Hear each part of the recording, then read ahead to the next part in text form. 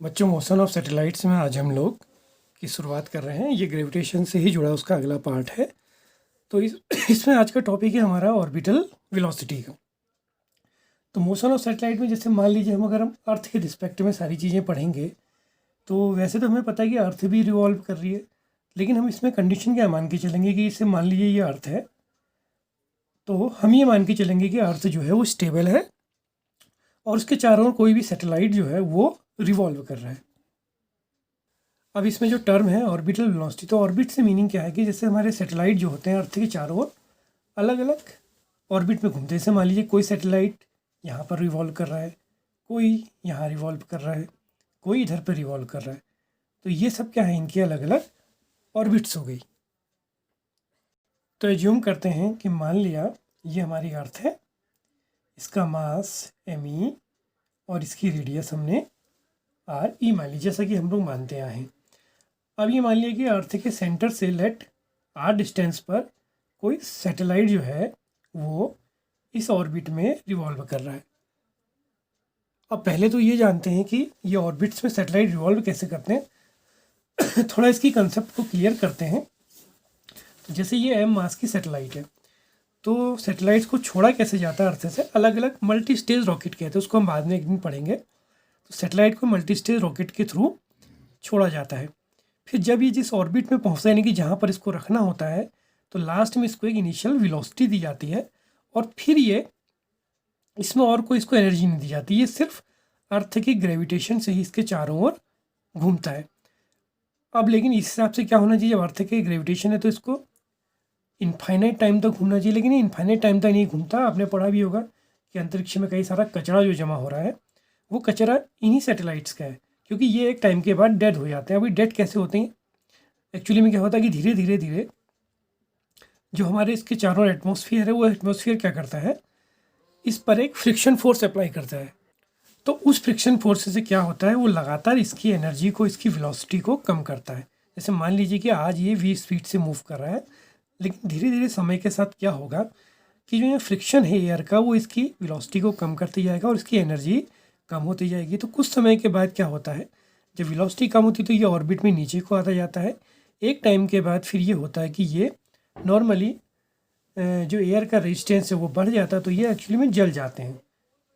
तो फिर ये किसी काम के नहीं रहते। तो एक हिसाब से तो इनको इनफाइनाइट टाइम तक चलना चाहिए चारों ओर, लेकिन ऐसा नहीं होता। कारण वही है, एयर के रेजिस्टेंस के कारण इनका एक टाइम के बाद इनफाइनाइट टाइम तक रिवोल्यूशन नहीं कर पाते। तो अब मान लीजिए कि ये जो सैटेलाइट है ये इस ऑर्बिट में v0 स्पीड से मूव कर रहा है। तो अब इसकी वेलोसिटी कितनी होगी, तो चूँकि ऑर्बिट्स अलग अलग होती हैं तो उनकी वेलोसिटीज़ भी अलग अलग होती हैं।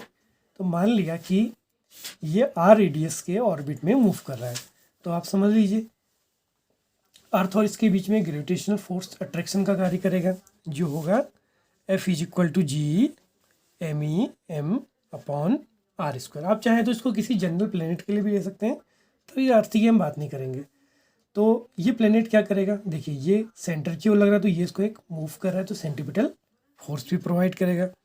तो यही जो फोर्स है ये आपका MAC, या जिसको हम कहेंगे mv0² अपॉन r के इक्वल हो जाएगा। तो दोनों को इक्वल कर लें तो G MEM upon r² mv0² upon r, ये कैंसिल एक पावर, m से m भी कैंसिल, तो v0² = GME अपॉन r, या ऑर्बिटल वेलोसिटी आ गई GME अपॉन r। इसी में करेक्शन करें, पहले चैप्टर में हमने पढ़ा था कि G = GME अपॉन RE², तो हम इस GME की जगह रख सकते हैं GRE²। तो ये करेक्शन करने के बाद क्या होगा कि GME की जगह GRE² रख देंगे, तो v0 = √GRE² अपॉन r। तो ये हमारा फॉर्मूला बन गया। इसी में एक करेक्शन अब हम और कर सकते हैं। वो क्या कर सकते हैं कि अगर हम इस हाइट को h एज्यूम कर लें, तो हम क्या लिख सकते हैं, ये r = RE + h, तो v0 = √GRE² upon RE + h। एक फार्मूला ये बन गया।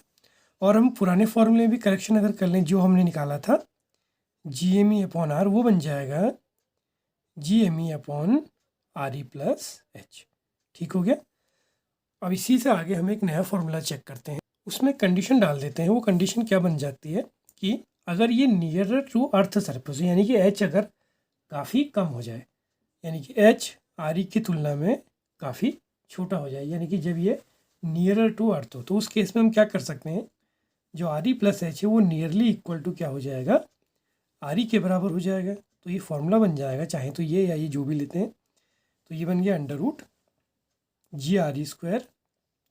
RE प्लस H की जगह पर RE ले लिया, तो ये कट के कैंसिल होके अंडर रूट GRE, और इसमें अगर हम वैल्यूज़ को पुट कर लें, तो वैल्यूज़ को पुट करने के बाद जैसे G की वैल्यू 9.8 और अर्थ की रेडियस होती है 6400 किलोमीटर, तो या 6.4 10 की पावर 6, तो इसको जब सॉल्व करते हैं तो ये आ जाता है 7.92 किलोमीटर में इसका आंसर निकालें तो इतना किलोमीटर बाई सेकेंड, या हम इसको नियरली ये भी कह देते हैं 8 किलोमीटर पर सेकेंड। यानी कि जो सैटेलाइट आपको अर्थ के बिल्कुल नज़दीक रिवॉल्व करते हैं उनकी वेलोसिटी नियरली क्या होती है, 8 किलोमीटर पर सेकेंड की वेलोसिटीज़ उनकी होती है। तो बच्चों पहला टॉपिक तो हमारा क्लियर हो गया कि जो अर्थ के नज़दीक जो सैटेलाइट्स मूव कर रहे हैं उनकी वेलोसिटी नियरली 7.92 कहें या 8 किलोमीटर पर सेकेंड के अराउंड होती है। और वेलोसिटी का जो फॉर्मूला निकला था वो निकला था under root GME upon R, जिसको हमने RE प्लस H भी लिखा था। अब हम इसी में जो ये सैटेलाइट्स हैं, इस सैटेलाइट का टाइम पीरियड निकालेंगे। तो हमारा नेक्स्ट टॉपिक होगा period of revolution of satellite. तो बच्चों इस डेरिवेशन को हम लोग पहले डेरिवेशन से जोड़ते हुए करेंगे, बुक के तरीके से हम लोग नहीं करते, बुक वाली मेथड से आप लोग खुद समझ सकते हैं। हम इसको कैसे करते हैं, जैसे हमने ऑर्बिटल वेलोसिटी निकाली, क्योंकि हर सैटेलाइट का जो पीरियड ऑफ रिवोल्यूशन है उसका फॉर्मूला तो एक ही आता है, लेकिन डिस्टेंस अलग अलग होगी तो पीरियड ऑफ रिवोल्यूशन चेंज हो जाएगा। तो GME अपॉन R हमारा फॉर्मूला आया था। अब इसमें देखते हैं हम इस V0 को क्या लिख सकते हैं, V0 equal to R omega. ठीक है, तो इसकी जगह तो आ जाएगा R omega under root GME upon R। अब इसमें और करेक्शन करते हैं, ओमेगा को क्या लिख सकते हैं, 2 पाई अपॉन T, तो ये बन गया 2 pi by T under root GME upon R। और इसको और करेक्शन कर लें और चेंज कर लें, तो T इज इक्वल टू क्या लिख सकते हैं, T को इधर ले लेते हैं, इसको इधर ले आते हैं, 2 पाई R तो था ही, एक R की पावर 1/2 और आ गया, और अंडर रूट GME को इसके डिनोमिनेटर में ले आते हैं, तो ये फॉर्मूला बन गया T equal 2 pi R to the power 1, इसकी पावर 1 होगी, 1 + 1/2 3/2 अपॉन अंडर रूट GME। ठीक है ना, ये भी फॉर्मूला हो गया है। या इसको थोड़ा सा दूसरे ढंग से लिखें तो क्या बन जाएगा, T equal 2 pi under root R to the power 3 upon GME। तो ये तो हमारा पहला फॉर्मूला बन गया है। इसी में करेक्शन करते हैं तो दूसरा फॉर्मूला जो बनेगा वो क्या बनता है, इसमें कुछ नहीं करना है, जो R है R की जगह हम क्या लिख देंगे, RE प्लस H, जैसा कि कई जगह पे हमने करा है। तो ये फॉर्मूला थोड़ा सा चेंज हो जाएगा, 2 pi under root RE plus H का होल क्यूब अपॉन GME, एक फार्मूला ये है। और चेंज करना चाहें, क्योंकि एक फार्मूला तो फिजिक्स में होने इसलिए कई सारे बन जाएंगे, याद करने की कोई, मेमोराइज करने की कोई ज़रूरत नहीं है। तो ये बन जाएगा RE प्लस H का क्यूब, और GME की जगह लिख सकते हैं GRE स्क्वायर, ये वाले फार्मूले से। तो एक फार्मूला ये बना, एक ये बन गया। ठीक है, इसी में एक कंडीशन और डाल दें कि अगर कोई प्लेनेट बिल्कुल नियरर टू अर्थ सरफेस हो,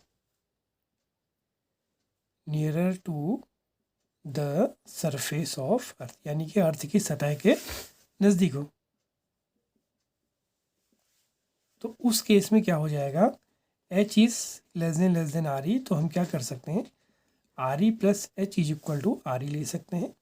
तो ये बन जाएगा 2 pi RE cube upon GRE square, ये कैंसिल होके 1 पावर, तो फार्मूला बन गया 2 pi under root RE upon G। तो ये थर्ड फार्मूला बन गया।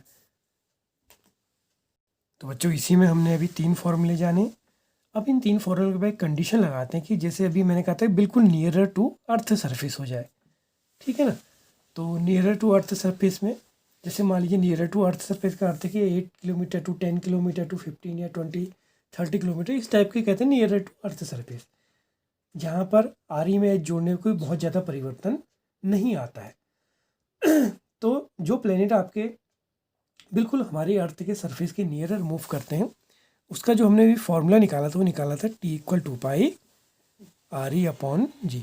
अब इसका टाइम पीरियड कितना आएगा, इसके टाइम पीरियड को अगर हम कैलकुलेट करें तो जैसा कि हमें पता है 2π की वैल्यू 6.2 इंटू 3.14 कर लेंगे और RE की वैल्यू 6.4 10⁶, G की वैल्यू 9.8। तो इसको रख के जब हम कैलकुलेट करते हैं तो ये आप लोग इसको करिएगा, ये आता है नियरली 84 मिनट के इक्वल आता है। यानी कि कोई अगर सैटेलाइट अर्थ के सरफेस के बिल्कुल नियरर है तो उसका पीरियड ऑफ रिवोल्यूशन क्या हो जाएगा, 84 मिनट हो जाएगा। तो बच्चों इसी में कुछ टॉपिक और होते हैं, जैसे एक जियो स्टेशनरी सैटेलाइट होता है, उसको हम लोग नेक्स्ट वीडियो में सीखेंगे क्योंकि वो थोड़ा लंबा टॉपिक है, कनेक्टेड इसी से है। तो उम्मीद करता हूँ कि आज जो मैंने टॉपिक बताया ये क्लियर हुआ होगा। तो फिर हम अगले टॉपिक में ही जियो स्टेशनरी सैटेलाइट और इस सैटेलाइट की एनर्जी कितनी होगी उसको हम पढ़ेंगे।